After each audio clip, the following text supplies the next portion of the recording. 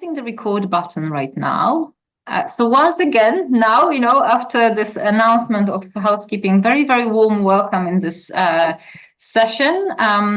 Actually, very special Walpurgis night special, the book launch of Feminist Reconfigurings of Alien Encounters, Ethical Coexistence in More-than-Human Worlds. Okay, this is like a tricky, blurred background of Zoom. Nonetheless, I would like to say welcome, and we'll have today, we have, actually 4 very special people with us as well. So with us, there is also the 2 editors of the book series More-than-Human Humanities, in which the book has been published. That's Cecilia, Åsberg, and myself. But most importantly, we have 3 wonderful authors. Nina Lykke, who is a professor emerita at Linköping University, and also adjunct professor at Aarhus University. We have Katja Aglert, who is an independent artist and also senior lecturer at Konstfack, University of Arts, Crafts and Design in Stockholm. And we have Lina Henriksen, who is senior lecturer at the University of Malmö. So I also want to say that there is a special flyer with a kind of discount if you would like to buy the book. So that flyer will be distributed via email to all the participants in this session. And with having said that, it is my great pleasure to pass the baton to Katja, who will actually say a little bit more about today. Thank you so much, Marietta. Hello, everyone. Welcome to this online book launch. We, the 3 human co-authors of this book, Lina Henriksen, myself, and Nina Lykke, together with the book series editors Marietta, Radomska, and Cecilia Åsberg, will today give you a little appetizer of our book, Feminist Reconfigurings of Alien Encounters, Ethical Coexistence in More-than-Human Worlds. And the program for today will be as follows. Lina, Nina, and I will be reading first from the prologue, some excerpts. And then Marietta and Cici will introduce the Routledge book series More-than-Human Humanities, which this book is part of. And then Nina will briefly introduce what the book is about and why we wrote it. And then each of us, the 3 human co-authors, myself, Nina, and Lina, will present to you each of our stories of encounters with the alien figures, Vulgar slugs, the micro-algae diatoms, and the familiar or witches' helpers.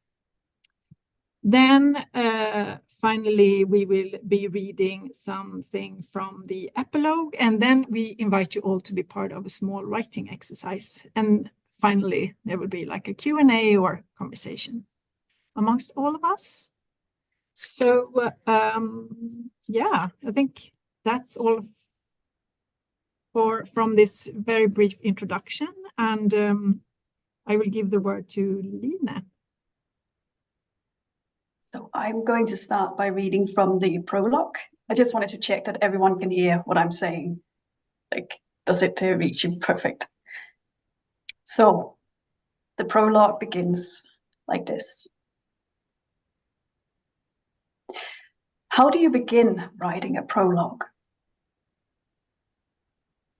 Well, you can ask a moon card, a deck of oracle cards that I often use to guide me in demanding situations. I draw 3 cards from the deck and see what they advise me to do. Let's see what the cards say about the prologue to this book about feminist reclaiming of alien encounters. The card says, a fiery climax approaches. The second card says, it's time to take action. The third card says, take time to breathe out. Oh, such a clear message. The feminist reclaiming of the alien encounter is a fiery climax to come, urging us to take action against human alienation from each other and from the more-than-human world. And after that, breathe out and take a moment to relax, together with all the amazing creatures of the planet. Isn't this basically what our book is about?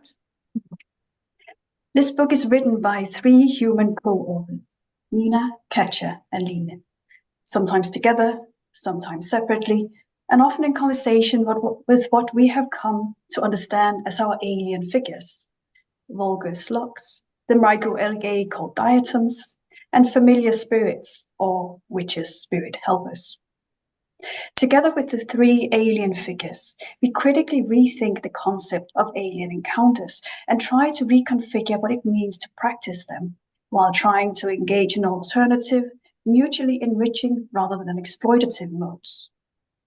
We explore what such encounters can do to our understanding of more than human companionships on a vulnerable planet, as well as, on a more personal level, what role our alien figures can and do play in our lives, writing, and ethical political practices.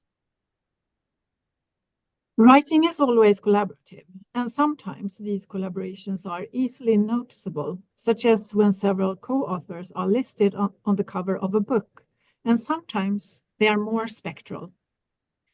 By spectral collaborative writing, we refer to how no work and no texts spring from nothingness, but in conversation with ideas of others, whether artists, theorists, colleagues, friends, alien figures, moon cards, internal critics, etc. That is, people, aliens, and other creatures who are less directly involved in the writing, but whose absence is felt as a haunting trace throughout the finished text. In this way, we see a call for action as not only about the individual human subject, but also about multiplicities of more than human collectives, not always easily distinguishable to the human observer. Perhaps they move at paces difficult for the human subject to appreciate, such as the travels of slugs, or the slow, careful work of millennia that shape diatomite cliffs, or they work across spectrums of reality deemed unworthy of serious consideration, such as the spell work of familiars.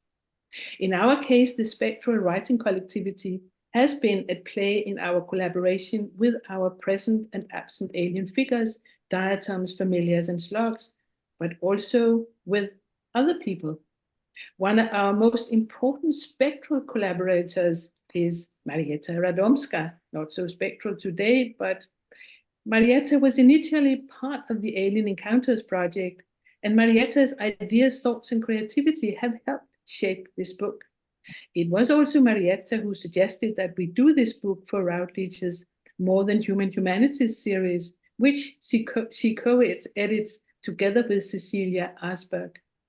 Another example of a spectral collectivity at work in the volume are the collages, which are based on a collection of photographs gathered by us, the 3 human co-authors, and crafted by Katja. In short, whether the chapters of this book are authored by one or more of us, we acknowledge that spectral collective work has been an important part of the making of this book.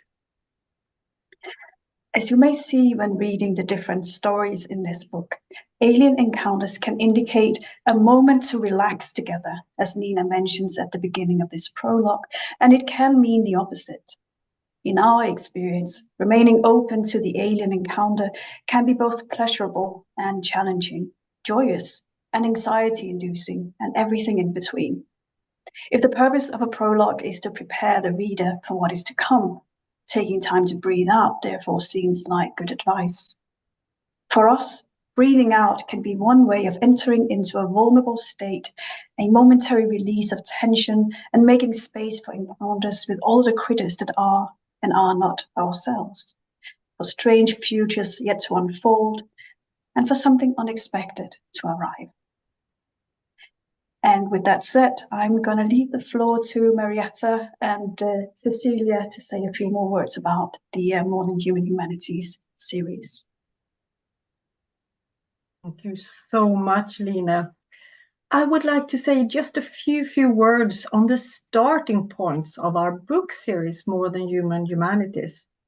Well, you know, the classical humanities, often grounded in Eurocentric and androcentric traditions and built upon the normative figure of the universal man, has kind of failed to adequately address urgent social, cultural, environmental, and political problems. They have perhaps even exacerbated these issues further and extended them long into our 21st century. The effects of this have long been pointed out and discussed by feminist, crip and queer, post-colonial and decolonial commentators, by technological, environmental, and animal rights activists.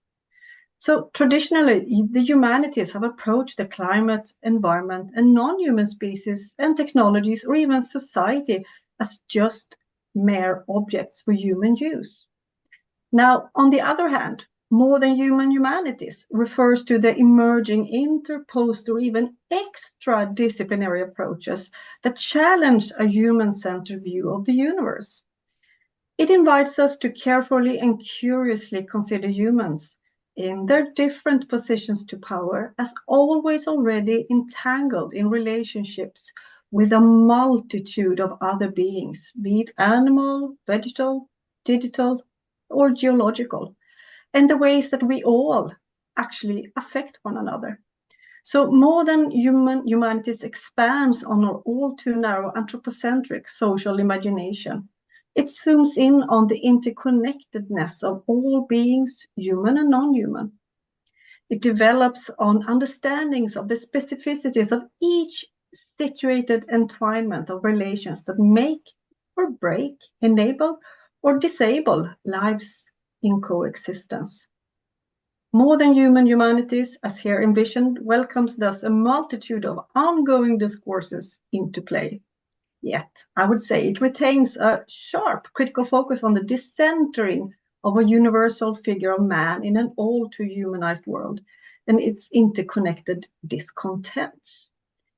And that is on one of the angles to the problem of the unproblematized human of the humanities, where, for instance, feminist theorizing has proven so helpful, as evidenced in this book.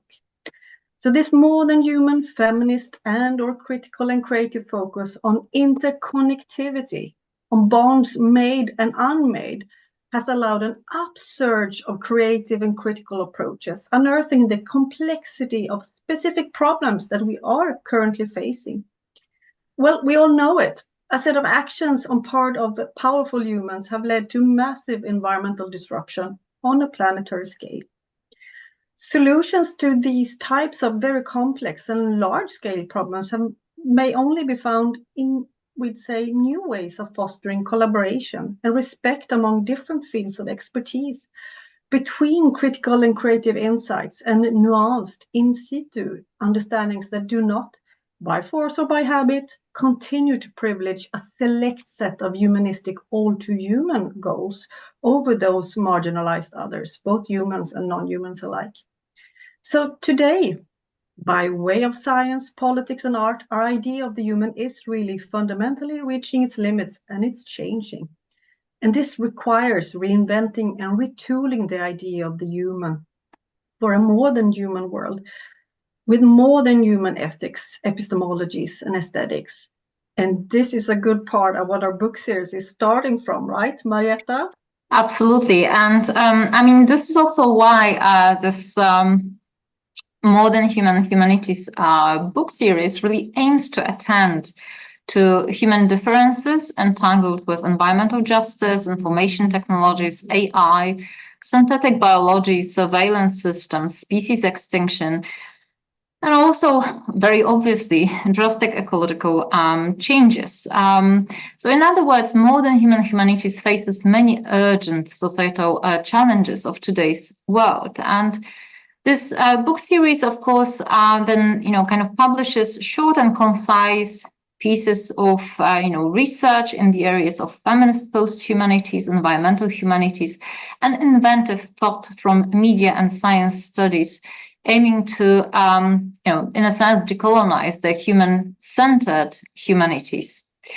So this wide and versatile understanding of the human embedded in the modern human world involves also recognizing differences within the human species, and the scope of the book series will take advantage takes advantage of and contributes to great scholarly and interestingly artistic and public interests in issues of coexisting in a modern human world. And also I think that we see the books that have already come out and that are, and I think that we can also mention in a second, because I mean this volume is the second in the series. They are really kind of in a certain conversation with one another, which is amazing in itself. So also I would like to say that, Modern Human Humanities as a book series draws attention not only to the creativity and potentiality of this kind of reinvention of arts and humanities that Cecilia just sort of mentioned, but also to that which delimits or wounds conditions of life on Earth. So importantly, the series addresses the question of how we may learn to live with those wounds and limitations in everyday practice. And post-disciplinary practices and innovative methodologies are especially crucial in this regard and let's be honest, in high demand, right? So there is a kind of a certain thirst for modern human insights and praxis in fields like feminist post-humanities, queer deaf studies, critical animal studies, plant theory, digital environmental humanities, field philosophy, decolonial studies, medical humanities, bio and eco-art, transgender studies, and multi-species humanities and extinction studies. So this book series really focuses on such, critique and creativity of contemporary scholarship as it is about to take shape. So in a sense, the focus on Modern Human Humanities book series really provides insights into the state of the art within new humanities research set in the midst of a changing world. And having said that, I'm passing the baton back to the authors. Thank you. So a bit about the what and the why of this book. We frame our investigation of ethical coexistence in modern human worlds with the figuration of the alien encounter and the figure of the alien as lens. And in so doing, we draw inspiration from the ways in which feminist, anti-racist, and post-humanist science fiction has reclaimed these figurations and figures. We follow in the footsteps of critical alternative science fiction, which in a speculative and fabulating mode posits transformative encounters with more than human others as platforms for critical estrangement from the idea of human sovereignty and exceptionalism. Focusing in this book on encounters with such strange creatures as vulgar slugs, micro-algae of the group diatoms, and familiars, spirit helpers of witches, we also try to mobilize platforms that can create productive estrangement, defamiliarization, and alternative ways of approaching and imagining more than human relationships. We hope that our analysis of strange encounters can contribute to current eco-ethical and eco-political work to critically transgress the violent necropolitical worlding practices of extractive, racialized, post-colonial capitalism. Telling stories about our own alien encounters with slugs, diatoms, and familiars, we want to affirmatively envision new spiritual material engagements with the world's multiple vitalities. Our aim is to investigate alien encounters with slugs, diatoms, and familiars as exercises in unlearning human exceptionalism and in undoing claims to absolute human sovereignty on Earth. Exercises also in committing to developing our skills in practicing responsible planetary companionship for social and environmental justice to come.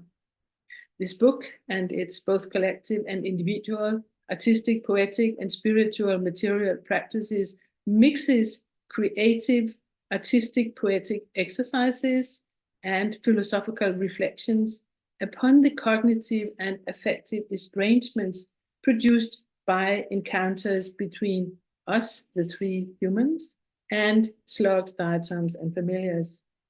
And here we find it important to stress that the initial encounters, the ones happening before the book came into being, were not planned, but came to us, the humans, unanticipated. We, the humans, summoned slugs, diatoms, and familiars into the book because they had earlier arrived totally unexpectedly in our lives, in moments where, in different ways, each of us were in vulnerable, disoriented, and traumatic situations. And we think that precisely these situations made us open to alien encounters.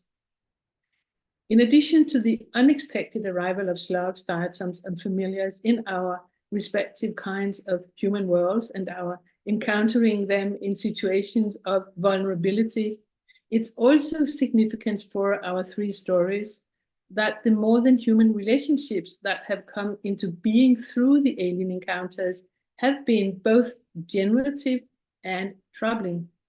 On the one hand, they have seriously prompted us to question human exceptionalism and exclusive sovereignty, but on the other hand, starting to in-depth question and disrupt the epistemic habits which uphold human exceptionalism and their corpo-affectively ingrained correlates in terms of insensitivities towards the more than human world is no simple and easy one-way road.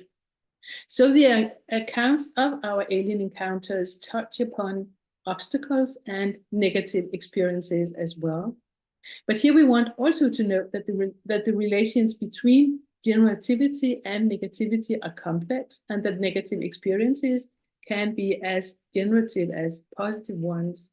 And in this complex sense, we feel that our encounters were really very generative, insofar as all of them has resulted in the establishment of embodied long-term companionships. They could have been one-time events, but instead they resulted in long-term commitments. In different ways, we, the humans, have become advocates for slugs, diatoms, and familiars, and our engagements in these relations have led us to argue for a planetary ethics of alien companionship that we see as urgently needed in these times of deep ecological unbalances and disasters. And we'll now give you a few glimpses from our stories. And the floor to Katja.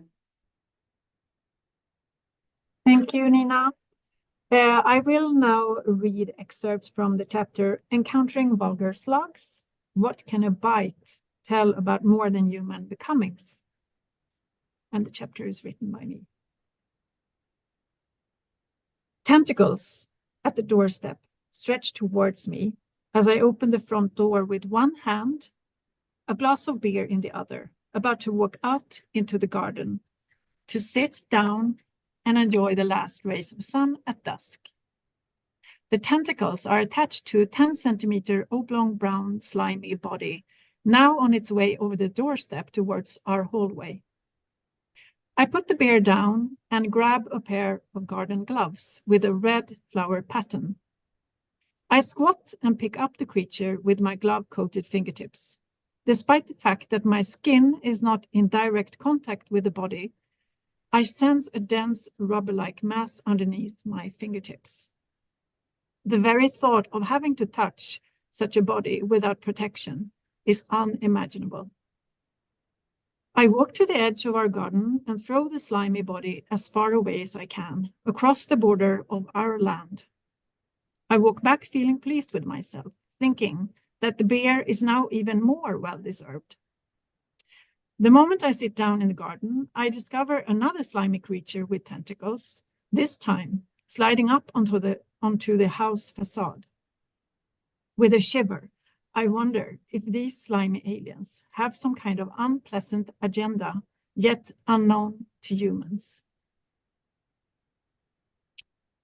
Around the same time as this event took place, a motion was presented in the Swedish government that proposed to develop an action plan for how to combat the vulgar slug, Arion vulgaris.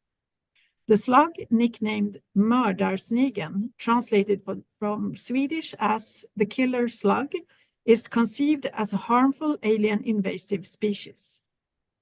This summer in 2007, when vulgar slugs were headline news in Swedish media, was the time when I encountered this, to me, alien creature for the first time. In an attempt to understand more about the alien encounters in our garden, I decided to start documenting these events with my video camera. I edited the recorded video documentation of the slug-human events from that summer into the artwork Momentary Seizures. Momentary Seizures became the starting point for a long-term and ongoing artistic investigative process which seeks to reconfigure the ways that the alien encounters between slugs and humans are performed. To do so, the project asks what it might mean to take into consideration not only human agency, but also slug agency as part of these worlding practices.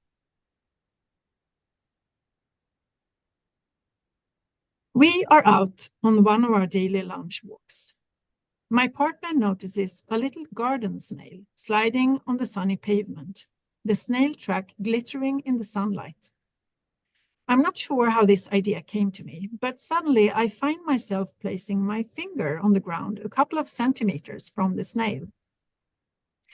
We sit there temporarily blocking the pavement, I with my index finger tip feeling the warm temperature of the asphalt, my partner filming the potentially unfolding events with his smartphone.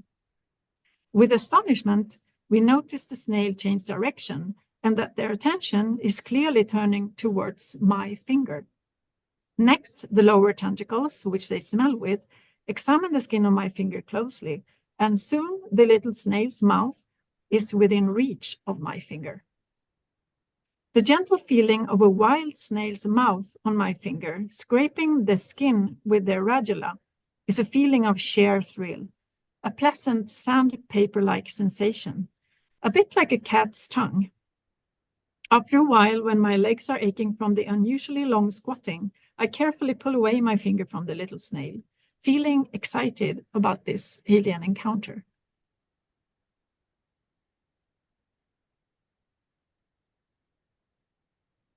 While expanding my interest from the specific vulgar slug species towards a larger interest in gastropods, I acknowledge that this doesn't mean that I believe that they are all the same. This has not only become clear to me when reading biological facts about diverse species in the gastropod pluriverse, but I have really felt their differences when I have spent time with them through diverse material, multisensorial encounters, especially during the numerous events when I have invited them to encounter me by placing my finger on the ground. One of these particular encounters prompted the question, can a slug bite be considered a co-writing activity prompted by a slug? This question came to me on the island Fur in Denmark in the summer of 2022, when I and Nina gathered in a house to write and spend time with our two alien figures, diatoms and slugs. Soon after our arrival, we stood in the grass behind the house and took in the view and felt the present moment with its variety of fragrances and cacophony of sounds. A little later, around dinner time, I discovered a large vulgar slug in the grass. I squatted and observed the slug closely, struck by the surprisingly fast chewing of a leaf that had attracted their attention. I could hear the sound of the slug chewing, while at the same time above us, a thunderstorm quickly approached. I repeated the act of visiting the slug spot in the garden the next day as well, where I yet again found our little companion. This time, Nina joined me, and we observed the slug with amazement. Soon enough, I extended an invitation to the slug by placing my index finger in the soft grass. As expected, the slug started to move towards my finger. Tentacles, mouth, radula, sole, and the skirt, swagging like the waves of the water in the fjord behind us. Nina pulled out her smartphone and started to film. Much later, when I watched the video recording that Nina made with her phone, the film sequence shows the slug working on my finger while birds twitter in the extraordinarily beautiful surroundings. And Nina asks me, "How does it feel?" After a moment, pulling myself out of the embodied experience of the alien encounter with the slug, I reply in a dreamy tone, "It feels really fantastic." Nina continues, "In what way?" Then she adds in a whisper, almost as if thinking out loud to herself, "So soft." I reply, "It's a really strange feeling of softness that is extremely light. I can hardly feel it, but at the same time, I feel it very distinctly. Now I can feel a little bit more when the chewing is activated." So it's chewing now. Now it's actually biting a bit hard. That's not okay. It's biting hard, so it's too much? Yes, it's too much. You see, it's bleeding. Oh, wow. That's wild. So the slug was trying to eat me, literally. Just like that, I plunged into the fleshy experience of myself actually being part of, in the eco-feminist philosopher Val Plumwood's words, the animal order as food, as flesh, with being part of the feast and not just some sort of spectator of it, like a disembodied eye filming somebody else's feast. The slug was eating me, tasting me, tearing off a piece of my cuticle as if it was a piece of lettuce. Except that this was flesh, a piece of my body. There was blood. Let us return to the question which was prompted by the slug finger event on 4. Can a slug bite be considered a co-writing activity prompted by a slug? As I see it, the bite became the transformative mode which propelled the artistic process and the writing of this chapter. I suggest that the slug bite pushed me out of the assumption that I, with my finger invitations, was practicing something other than human exceptionalism. It was not until I was wounded, until I became food, that I came closer to something which could be understood as taking into consideration slug agency. I contemplate this as I imagine the piece of my flesh, the cuticle, inside the slug body, becoming part of their metabolizing process. Eventually, my flesh will turn to slug excrement, which will exit the slug body and seep down into the grounds of 4, fertilizing continuous lively archipelagic relations.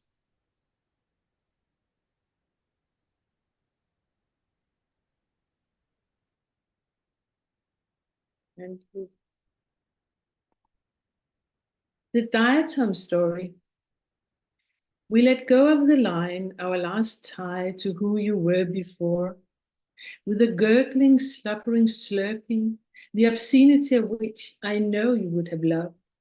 The waters swallows your blue ecological urn to be dissolved at the seabed. Swaddled in a sea blue fishing net on a bed of oyster shells and beach stones, you sink to the bottom of Limfjorden, outside of the diatomite cliffs of Fur, close to the habitat of oysters. The birth of Venus from the womb of the cliffs in a reverse shot. Roses gently rocking on the waves. Somebody spots the head of a seal enjoying the warm sun. Naya reads from her story about a devil-may-care Karen Blixen. We sing, you are so beautiful and gorgeous. I'm coming, my love. When I wrote the poem A Pact, which includes the stanza I just read to you from my book Vibrant Death, about the sunny day in July 2014, where I, together with a rainbow family and friends, set out on the big fjord, Limfjorden, in the northern part of Denmark, to scatter my lesbian life partner's ashes outside of the diatomite cliffs of Fur, I still did not know anything about the fossilized and living diatoms there. We had chosen to scatter the ashes in these waters due to the presence of oysters. Because my dying partner advanced cancer, it was difficult for her to eat in the last weeks of her life. But oysters are light and nutritious, so we started to buy oysters from Limfjorden in these weeks. We also came to include oysters centrally in the story about reconnection, which she and I developed together in these last weeks of her life. So oysters were the reason for choosing Limfjorden for the ashes scattering. However, when contemplated retrospectively, it seems as if diatoms played a role too. There is a link between oysters and diatoms. Morphologically, oysters appear as a kind of giant diatoms insofar as they repeat the structure with a shell covering a soft inside. Diatoms are unique among microalgae because of their protective encasement through a silica shell, which appears as multicolored as an effect of iridescence. It's also the shells of dead diatoms that give rise to fossil sediments, such as the 60-meter thick ones that have shaped the seabed and the multicolored cliffs of the island of Fur in Limfjorden. Since we scattered my beloved's ashes outside of the Fur cliffs, I have visited this place every summer. At my first walk at the beach beneath the cliffs, where I still did not know anything about the connection to diatoms, my eyes were caught by the colors and the strangely mosaic look of the cliffs. It was as if the cliffs were composed of small, differently colored pieces of a gigantic jigsaw puzzle, every one of them separated from the others by distinct edges. The jigsaw puzzle image was reinforced when I looked at the beach in front of the cliffs. The beach abounded with multicolored stones, which had the same very distinct edges. When I took these beach stones in my hand, I discovered that they were much lighter than rock, and also that they broke pretty easily into pieces that could be fitted exactly together, precisely as those of a jigsaw puzzle.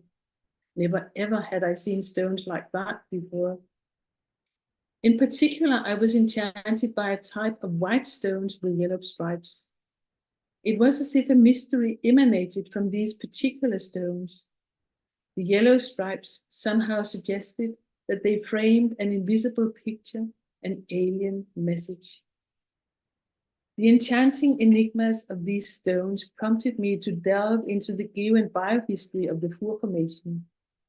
I visited the local Natural History Museum, where the geological history of the diatomite cliffs and seabed is elaborately described. I also began eagerly to read scientific literature on diatoms, diatomite, the Fur cliffs, and the deep time formation of Fur and the surrounding seabeds and seascapes. I read about the coming into being of cliffs and seabed when dead and fossilized diatoms sedimented in thick layers at the bottom of the subtropical sea that covered the area at the threshold between the Paleocene and Eocene epochs of the planet's history, around 55 million years ago. I learned that back then there was a lot of volcanic activity in the area, and I found that geologists have counted approximately 180 layers of volcanic ashes cutting through the 6-meter thick layer of sedimented diatomite that makes up cliffs and seabed. I also learned that the white diatomite stones with the framings of yellow stripes have a particular dramatic geobiological history. They testify to the occurrence of large-scale anoxic events happening occasionally 55 million years ago due to massive volcanic eruptions, which now and then produced gigantic ash clouds that shadowed for the sun, so that plants, as well as photosynthesizing algae, including diatoms, were cut off from their sources of nutrition and died en masse. But next to the story of mass death, I also came to understand that these yellow-striped white stones told about resilience and ongoingness. The gray-black layers of ashes so visible on the sides of the cliffs shifted with layers of whitish or colored diatomite. So the layers told a story about continuous shifts between periods of anoxic events and mass death following the volcanic eruptions, and periods with ongoing algae life-death cycles. The massive shifts that seem to have taken place on a regular basis opened my horizon toward a story about the big cycles of ongoingness and diatom resilience that cross-cut the history of the planet.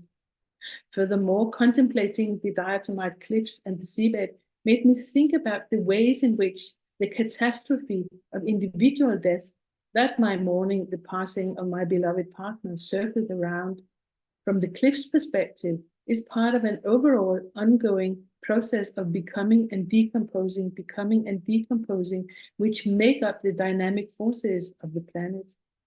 I coined the concept vibrant death to define the generative kind of death which is implied here, that is, death as a vibrant merging with the dynamic forces that are immanent to the material world in preparation for cyclical, spiraling, shape-shifting re-emergences. Contemplating my diatom companions brought me to re-evaluate their ancestral wisdom.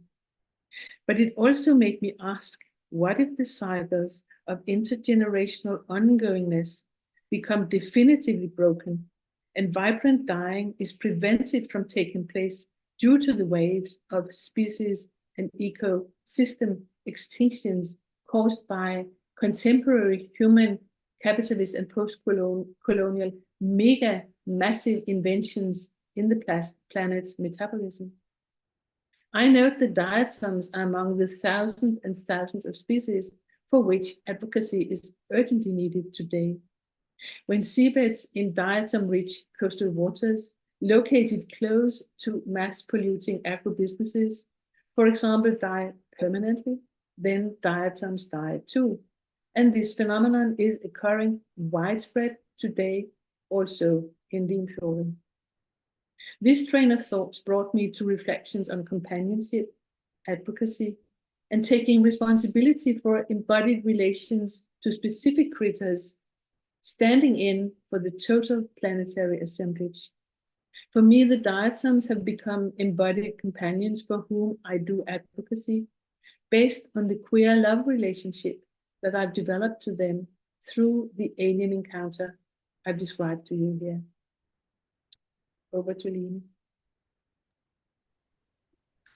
Yeah, I'm going to read some excerpts from my chapter, Writings from the Pit, and also speak a bit in between. But the chapter, which is about writing anxiety and writing block, begins like this. Whenever I write, there is that little voice at the back of my mind going, are you sure that's a good way to start a chapter? Do we really like that word? Couldn't you be spending your time better doing something else? The voice is well known and theorized in work on creative as well as academic and writing, and is typically referred to as the internal editor or critic. In an interview on the joys and difficulties of writing, writer Julia Cameron explains how she calls her own internal editor Nigel, which is one way to pin down and give shape to it, or as she puts it, miniaturized your censor. Interestingly, Cameron does not suggest getting rid of the censor, only miniaturizing it, as if ridding oneself of this voice is not necessarily possible, maybe not even desirable. This chapter is my attempt at, and very small step towards exploring and perhaps even slightly improving my relationship with my own overly critical internal editor voice, my own Nigel, since ridding myself of it seems unlikely at this point. We go way back. It is also an attempt at sharing my own experiences of living with a run-amok internal editor in case my experiences are of use to others living and creating with and in spite of similar voices. Nigel has become an inherent part of any writing project I take on, and I do need to take on writing projects, it's part of my job. But when Nigel is at its best, perched on my shoulder, asking me to delete, for the love of God, delete, don't let anyone see this, it's positively obscene, It can mean endlessly deferred deadlines, projects piling up to never be finished because they become overwhelmed, and ultimately a complete halt in my academic and creative work.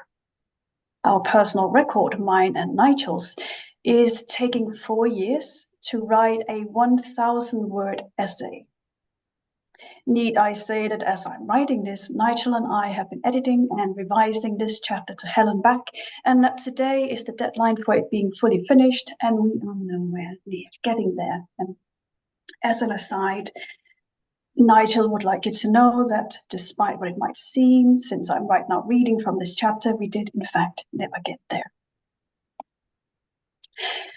So this is a bit sort of an introduction to how I feel when I write, and that I have this overly active internal editor, my own Nigel, who is very opinionated, has a lot to say.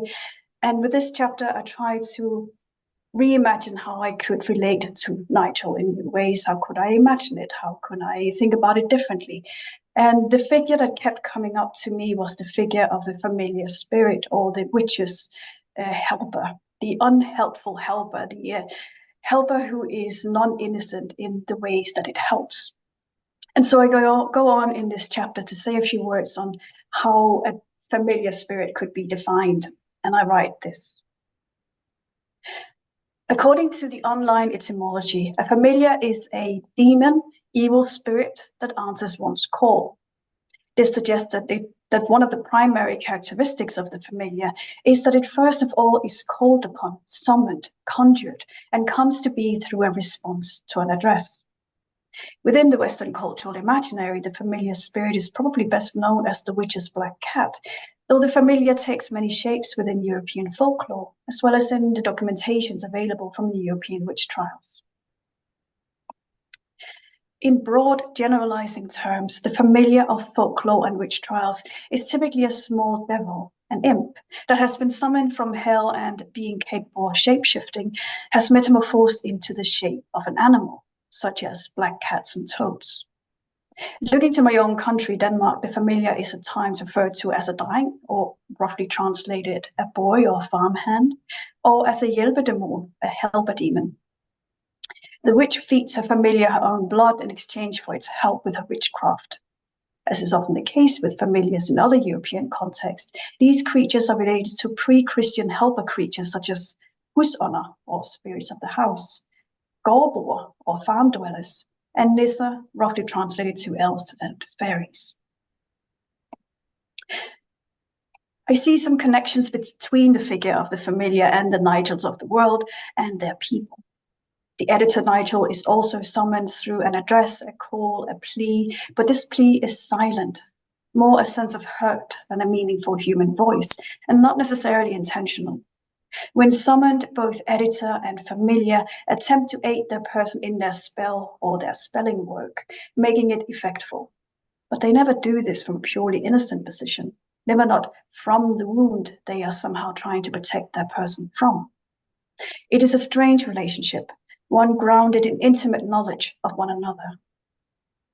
I want to learn how to live with my editor familiar in a way that is bearable, how to create with it, how to read and write with it while it sits there on my shoulder. I therefore turn to Gloria Anzaldúa, who knows what it's like attempting to create while in the company of creatures of folklore and with a wound. And so I end the chapter by returning to Gloria Anzaldúa, who is this amazing poet and theorist. And reading one of her books, I was surprised to find that she experiences a lot of writing blocks, writing anxieties, and she says she had problems with perfectionism, that she felt she wasn't fast enough, she wasn't good enough, she wasn't relevant enough, and that she was writing with these different kinds of creatures from folklore. What she was imagining was keeping her company, like the ghostly woman, La Llorona, whose calls and cries and pleas were kind of what propelled her into activity and into creativity. So she thinks folklore as a way of imagining the writing process, but also ways of overcoming blocks. And so I write, after having read this by Anzaldúa, I write that I can relate to the perfectionism.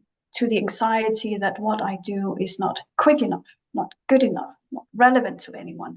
And Nigel heeds the call and rushes to my side, ready to help me steer across the depths of a wound I am not ready to face. You haven't checked Twitter in 5 minutes. Let's have a look at that, it says in one of its kinder moments. How about Instagram? Oh yeah, some pictures from your favorite vintage store, that's the stuff. Now maybe YouTube, let's have a look. It'll be quick. I don't summon Nigel on purpose, but as a familiar, it does not need to be summoned consciously. It does not need a specific magic spell. It responds, I think, to my rising anxiety, to a need to get myself out of a situation where I'm losing control, where I'm about to plunge into an old wound. Nigel helps me avoid criticism through evasion or paradoxically, through rammed up criticism. It helps me steer clear of facing my own flaws and insecurities, which inevitably surface during the writing process. And I'm quoting in something we're here saying, to write is to expose yourself, to let down the protective walls, a given that comes with the territory. Today is descansada, you are too tired to face your flawed creatura. And I think that that's what the Nigels of the world are trying to protect us from in their own very, very unhelpful ways. So that was a bit about familiars and how I have approached the figure of the familiar as a kind of an alien figure to try to deal with some of my own writing anxieties and writing blocks. And we're now going to turn to the epilogue, which we imagined as kind of a conversation between us and our different kind of aliens. And I'm just going to start out by reading the quick first beginnings of this epilogue. To pay respect to the power of intuitive, artistic, and do-it-yourself spiritual processes which guided us, we will create an endless end, an end which can be endlessly continued by readers who want to engage in alien conversations. The following text is made of snippets from an alien Q&A, into which we, the humans, try to summon the three aliens to help us articulate an endless end which can work as a new beginning for readers interested in alien work. Dear Slug, forgive me for asking a question which to you, Slug, may seem banal, trivial, or too personal, only for non-humans to discuss. But I so much would like to know if you enjoy the companionship of other slugs, and if yes, when is the pleasure to be with another slug most intense? I ask because for years I've been so enchanted by the intensity of the passionate, fleshy encounter of your snail cousins in the documentary film Microcosmos, Le Peuple de l'air, by French biologist Claude Henriksen and Marie Perrineau from 1996. Love, from Nina. Dear Nina,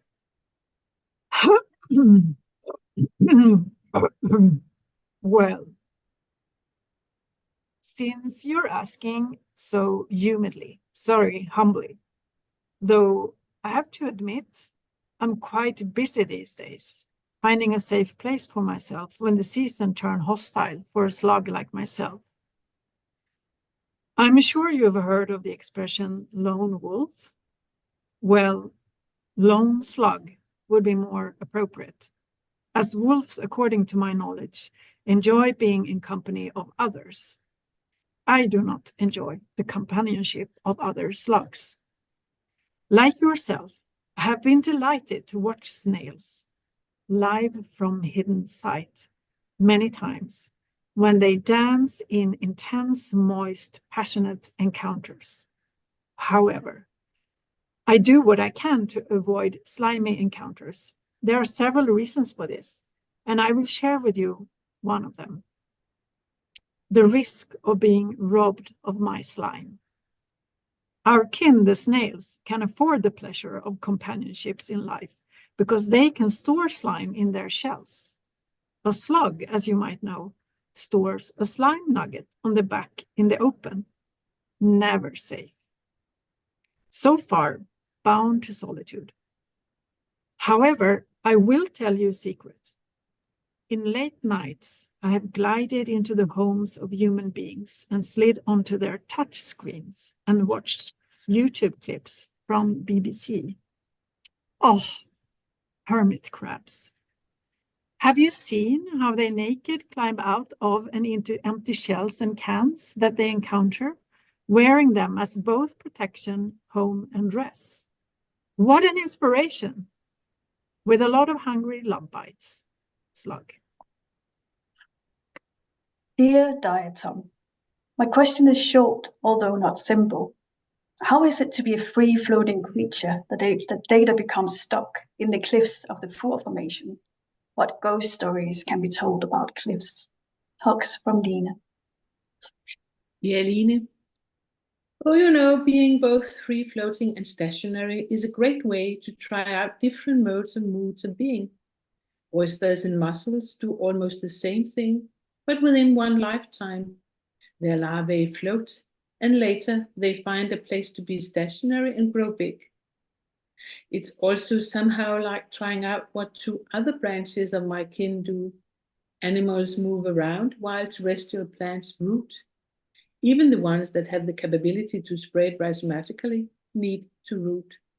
As we, diatoms, are in between these two kinds of planetary kin, being both animal-like, peeing and having an urea cycle, and plant-like, doing photosynthesis, this may also have contributed to our desires to try out both these modes and moods of being.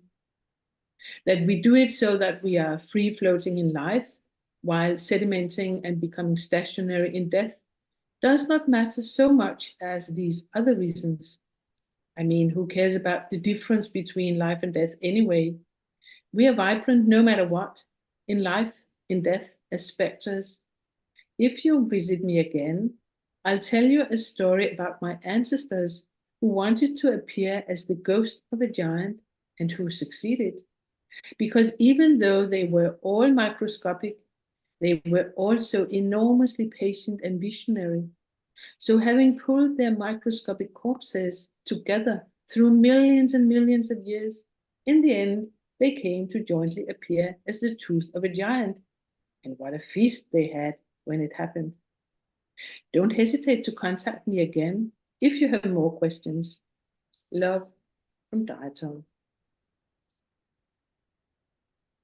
Dear familiar, with your advanced experience of nightlife and knowledge about food, I cannot think of anyone better to ask. I hope you don't mind me reaching out to you. I'm planning to throw a soiree, and I would like to offer my guests a selection of snacks that can take the heat. Do you have any tips? Thank you for your consideration. Warmly from Katja. Dear Katja, souls with melted cheese. Personally, I go for a light to medium sin bouquet so not to overwhelm the guests with too rich a taste early on. Maybe the souls of people who don't cover their mouths when they sneeze or who eat crackers in library reading halls. The cheese should be donated by a cow with a dark secret, or who has at the very least stood on someone's foot for 12 minutes or more, deliberately and without moving. As the night progresses, I suggest more seasoned souls, such as those of directors of banks or the person living in the flat next to me who plays the same song day and night, loud and on repeat. It's Hello by Adele. Anyway, at this point, the cheese should be donated by a cow skilled in the dark arts. You can find a register over practicing satanic cows in your local area in my cookbook, Cook Your Neighbor, You'll Like It. I wish you a wonderful evening. From the familiar. And we have now reached sort of the final part of today where we would like to invite you to perhaps write a bit yourselves and engage with your own aliens. Nina, will you step in here? Before we enter into the Q&A, we hope you have some questions and things you would like to discuss with us.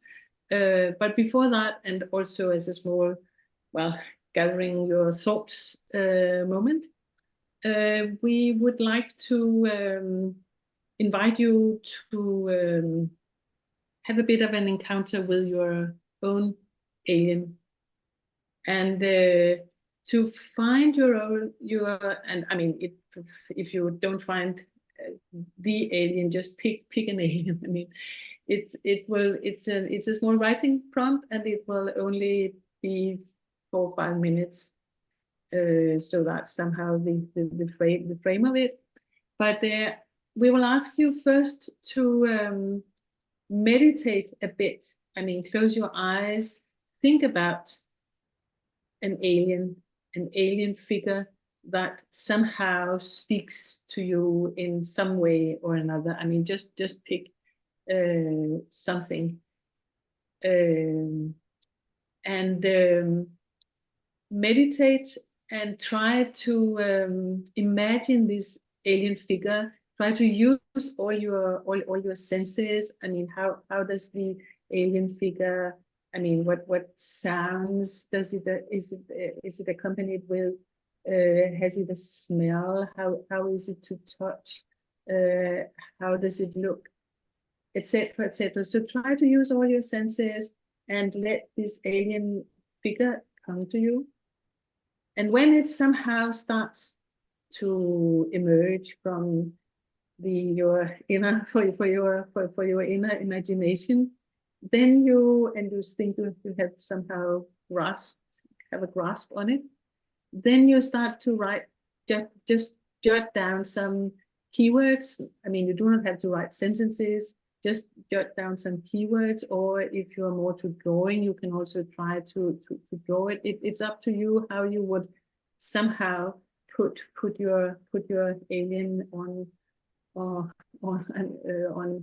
paper, or on your type it into your phone or your computer screen, or whatever. So we will give you 5 minutes to meditate, let the alien come to you, and jot down keywords or draw or do both.